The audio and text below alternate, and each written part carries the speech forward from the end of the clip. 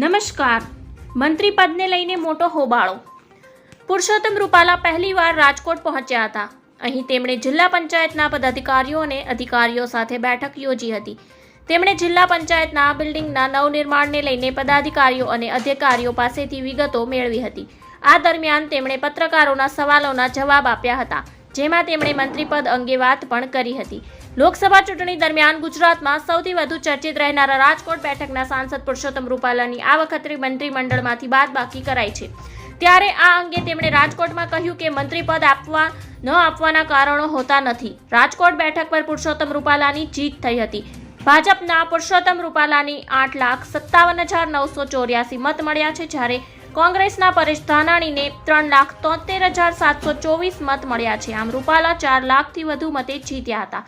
રૂપાલાએ કહ્યું કે મંત્રીપદ આપવાના અને ન આપવાના કોઈ કારણો હોતા નથી. પક્ષ અને પ્રધાનમંત્રીઓનો જે નિર્ણય હશે તે યોગ્ય હશે. તેમના નિર્ણયનું હું સ્વાગત કરું છું. ધન્યવાદ. જય હિન્દ.